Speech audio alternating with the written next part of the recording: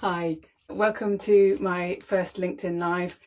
Obviously, there were tech issues because I do people very well. I do tech very badly. So I'm really hoping that this is actually going out live. It may not be. I may just be talking to the camera. That's okay. But anyway, welcome. So today I really wanted to talk to you about how to be taken seriously every time you speak. Because I've jumped off calls from clients all of this week, and every time they feel that they're not being listened to, that they're not being taken seriously, that people are dismissing them or not taking action on the things that they're talking about, it is usually because of one of these three things that I'm going to talk to you about.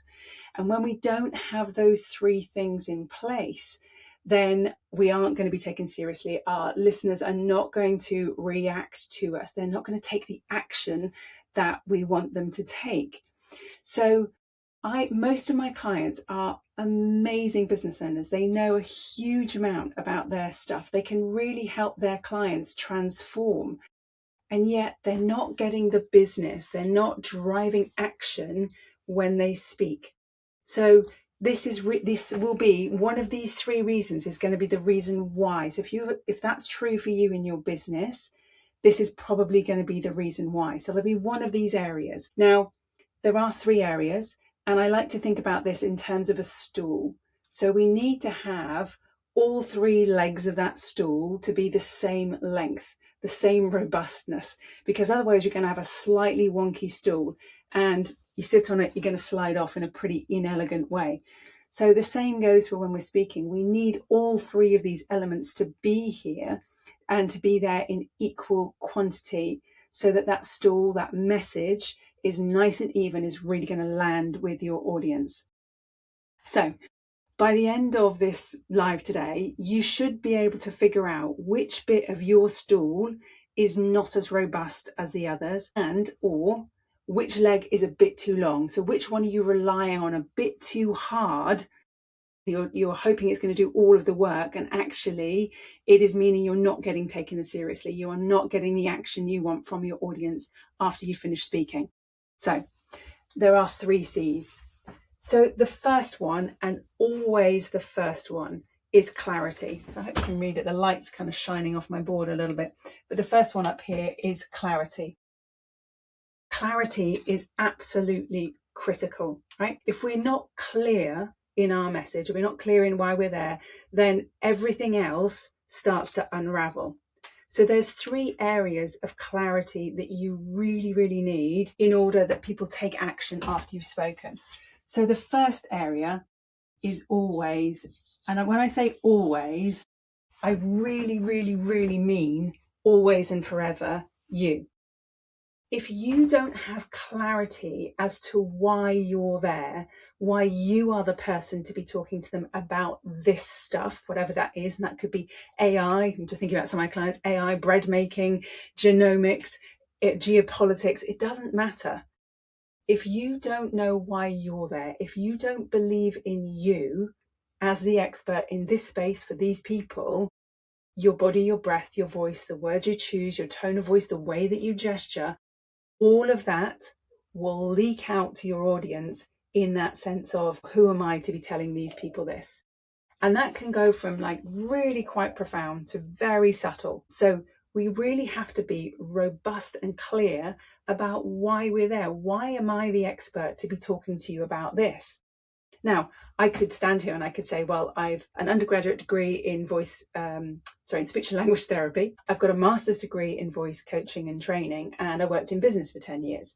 Now that's telling you why I'm an expert in this stuff. And that's good, but it's not as powerful as demonstrating why I'm here to talk to you about this stuff. We need a little bit of both. So you have to have clarity as to why you're there. I also want to point out there's a big difference between knowing that you're an expert and believing that you're an expert. So when you can stand up in front of an audience and go, I am good at my job, I am really good at my job, and here's why, here's what I do to help my clients move from here to here. That's when you know you're really stepping into a space of what I call expert ease. So you're at ease with your expertness. When we have discomfort with that concept of being an expert in our space, it's going to leak out of your body. It's going to leak out of your breath, and your clarity of why you are there will start to diminish. So that's the first thing. So we have to have clarity of why you. The second thing you need to have is your clarity of message. My pen's not working very well. But your clarity of message. What is it you want people to understand? Can you distill that down into one really clear core promise? So I wanted you to understand why you might not be being taken seriously when you're talking. Now, there's a bunch of things that I could start talking about, but if I don't stay clear on this, I'm going to go off track. And I'm going to suddenly try and give you heaps and heaps and heaps of value, which I see entrepreneurs and business owners do this all the time. They confuse a value-filled talk with one that's got lots and lots of content in it. And actually, almost always, the opposite is true. Distill it down. What is the thing you want your audience to really, really, really understand? So if your message is not clear, your structure is going to be all over the place. Your stories won't necessarily line up with what you're trying to tell them. You'll go off on tangents. And by the end, your audience is much, much more likely to feel overwhelmed rather than inspired. They're going to feel like, oh my goodness, I've got a list of 27 things to do, rather than actually, I need to go and speak to Kate about this because she's amazing and she's going to help me get this sorted. So clarity of your message, who you're talking to, why you're talking to them, why it's important now, what needs to happen next, all of that stuff has to be really clear in your mind. Otherwise, you're going to get slide bloat, or you're going to try and give too much value, and it isn't actually going to end up being valuable to your clients. So clarity of you, clarity of your message, and then clarity of speech. Now, what I'm not talking about here is I am not talking about you having a cut glass BBC voice. This is not about sounding uber British or very posh or super intelligent or any of those things at all.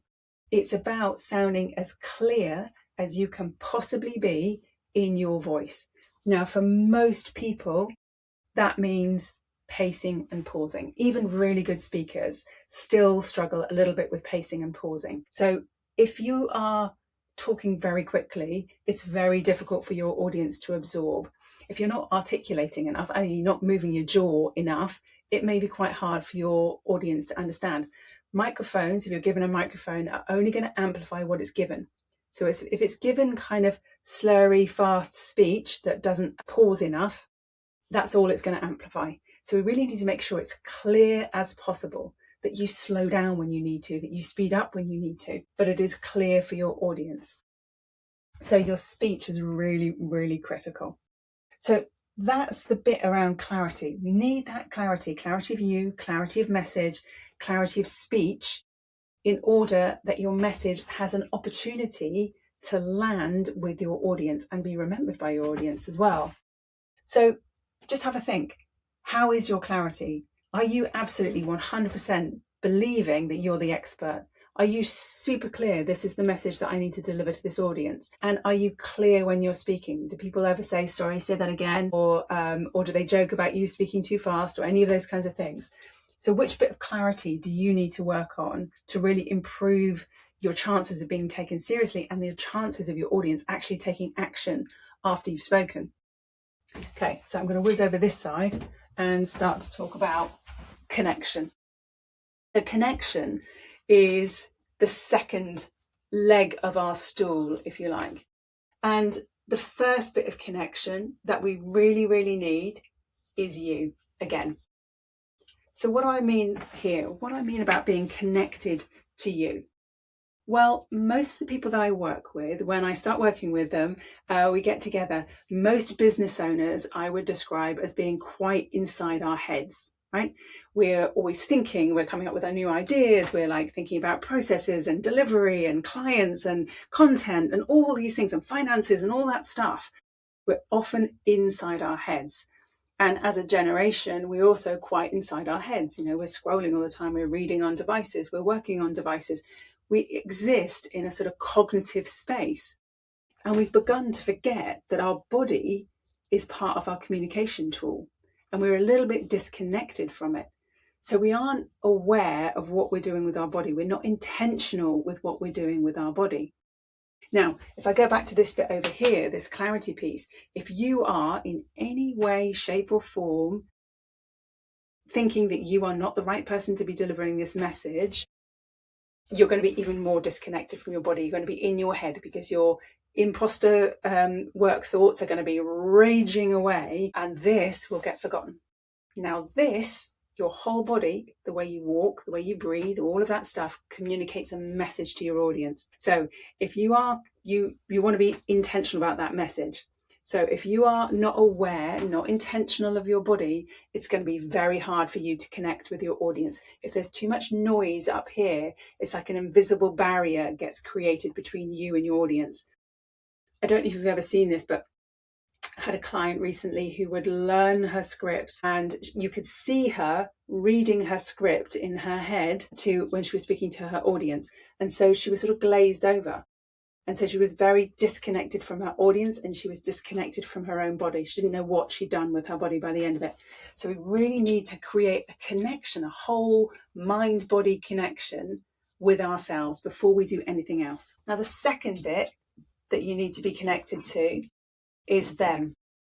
And when I say them, I mean your audience. Where are they? Who are they? What's going on for them? What are they thinking about? What is their underlying fears? What are their underlying concerns, worries? What are their underlying aspirations?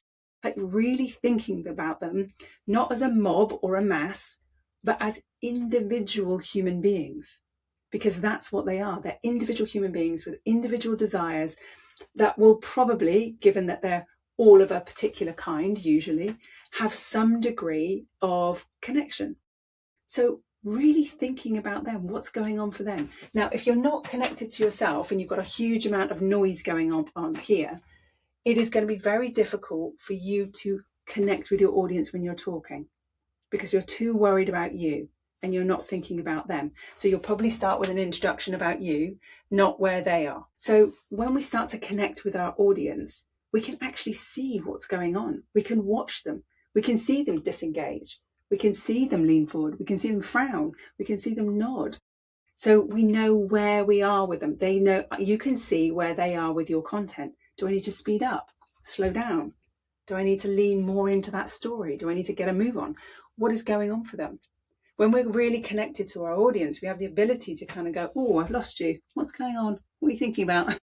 And we can reconnect with them in a really, really powerful way. So you need to be connected to you. You need to be connected to them. And you really need to be connected to your message. I went to, and this is an extreme example, but I went to an event the other day, and I kid you not, somebody came on and was talking about the fact that they were a joy coach. So they coach people how to feel joy in life. And they delivered their piece like this: I'm a joy coach and I help people feel happiness for no reason. Literally, utterly, completely disconnected from the message. Vocally, emotionally, psychologically disconnected from the message. And I see this so often, that we've got this fallacy, this myth, that in business, in order to be taken seriously, we have to be serious. We have to be grown up. God, dare we show any kind of passion or excitement or enthusiasm for anything? Because emotion is considered to be bad. It's not rational in business. So rather than being emotional, I like to speak to people about being emotionful. You're filled with emotion. This is urgent. We need to get this done. This is amazing. It's exciting. It's inspirational. So we need to feel things as we're speaking. They need to be genuine, right? If you fake it, your audience is going to know and they're going to dislike you for it. So we really need to make sure that you allow that message, that connection to your message, that emotion to come through. Really, really important. So you need to be connected to you, first of all. What is going on with your body, right? Be intentional about it. How are your shoulders fitting? How open is your chest? How much are you using your arms? Yeah. And then finally, second of all, you need to be connected to them. What's going on for your audience? Who are they? Where are they? Are you watching them? Are you connected with them in a way that is really human? And finally, the message. You need to be connected to your message. If you are not connected to your message, they will not be connected to the message either. So then finally, we move on to credibility. So credibility is really two things. So are you a credible expert? As in, have you got lived experience of this thing? Have you been doing it for long enough? Have you got clients who have transformed? Have you got the qualifications that are going to help you show that you've got that credibility? So that's one aspect of credibility.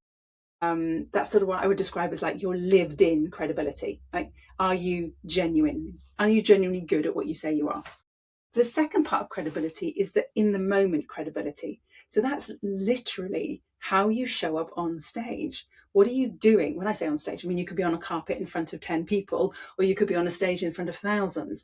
But how do you move? How do you show up and show that you're credible? Well, the first thing that is going to define your credibility is what you're doing with your body, right? What are you doing with your body? Now, if I just drop my shoulders forward a little bit, I haven't done it too much. I'm not going to change the way that I'm speaking. I'm not changing my voice in any way. I'm trying not to anyway, but I've dropped my shoulders forward. I'm also now going to put my pens down, and I'm going to start to gesture like this with my hands. So not really doing anything differently, but now I'm just gesturing with my little, what I call T-Rex arms, right? I think, I hope you agree, I look less like an expert. So if I just put my shoulders back where they were and I open my arms out, so there's a little bit of space between my body and my arms now, not much, just a little bit of space. I'm not doing this anymore. I'm taking up more space. I look more credible. I look more like an expert. I look more confident. I don't know any different than I knew 3 seconds ago. I'm no more of an expert now than I was 3 seconds ago. 4 seconds ago now, right? But my body is telling you that I am. So how we use our body on stage, how we gesture, how we walk, how we breathe, really makes a difference to how credible people perceive you to be, how competent people perceive you to be. Now that starts before you even start speaking. So you don't have to have uttered a word before people will have read your body language whole and decided whether you are competent or not competent, expert or not expert. So that needs to start before you start speaking. Now, the second part of credibility is voice. So how do you use your voice?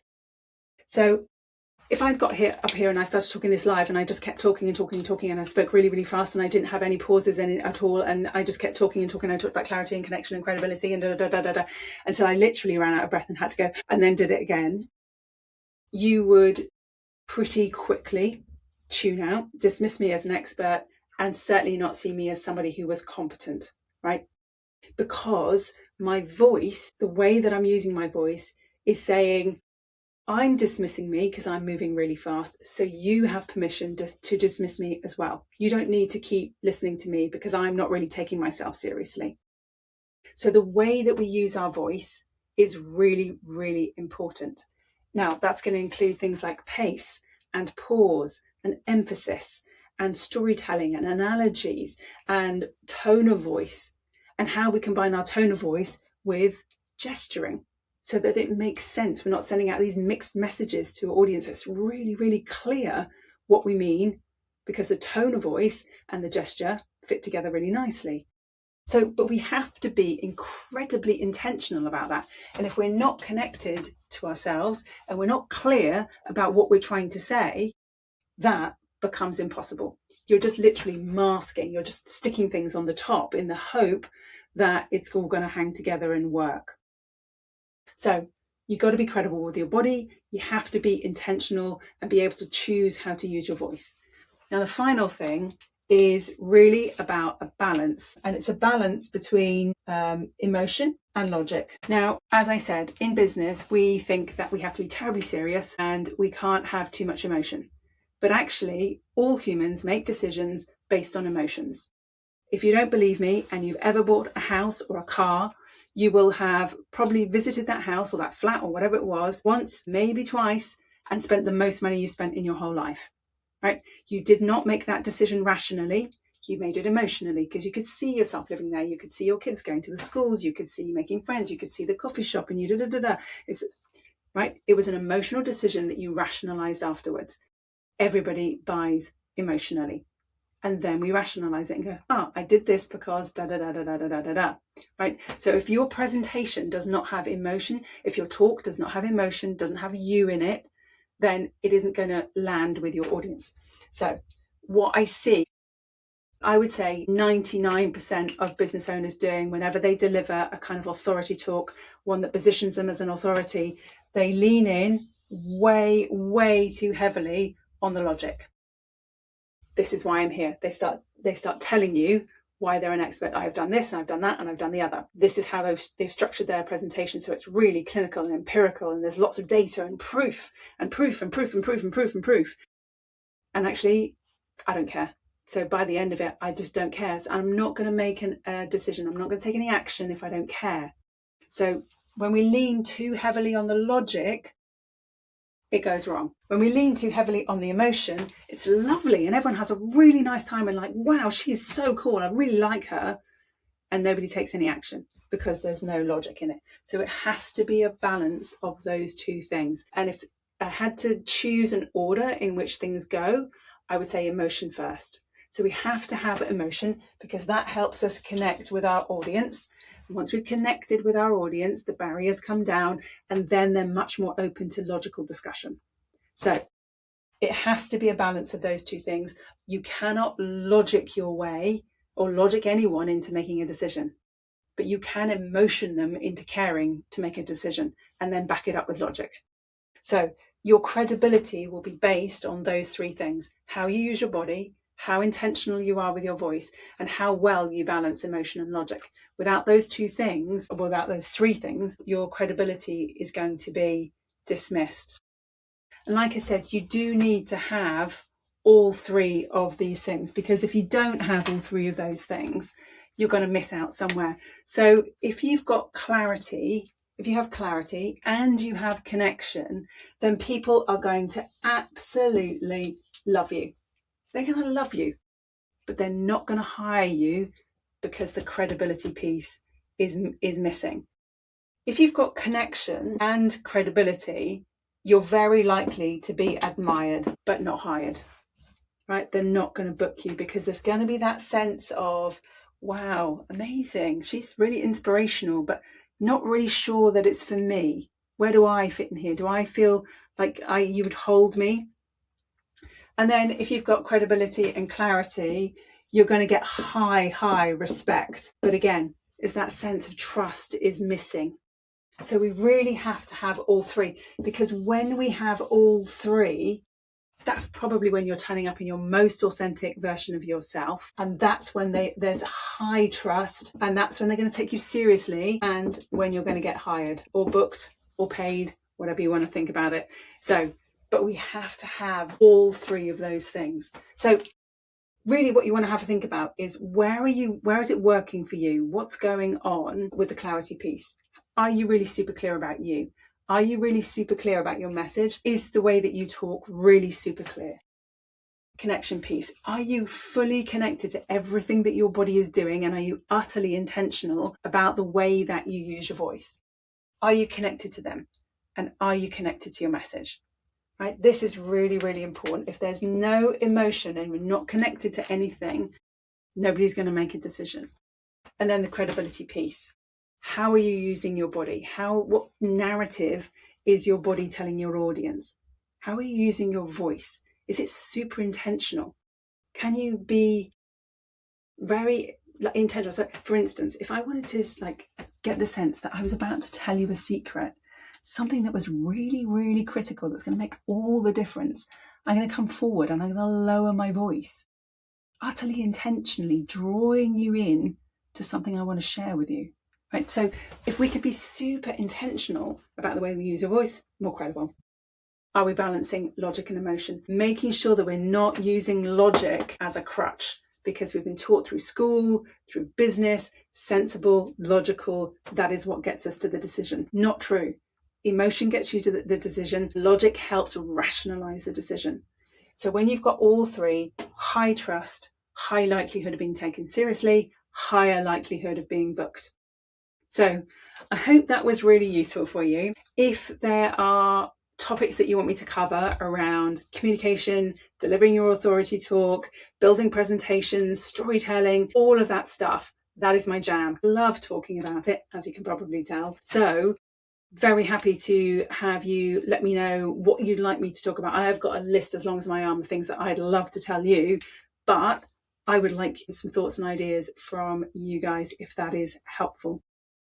All right, I'm going to stop talking now. I have loved doing this. I am going to be here on Fridays, lunchtime, doing kind of a little lunch and learn. So I will see you next Friday. All right, take care. Have a fantastic week. Bye for now.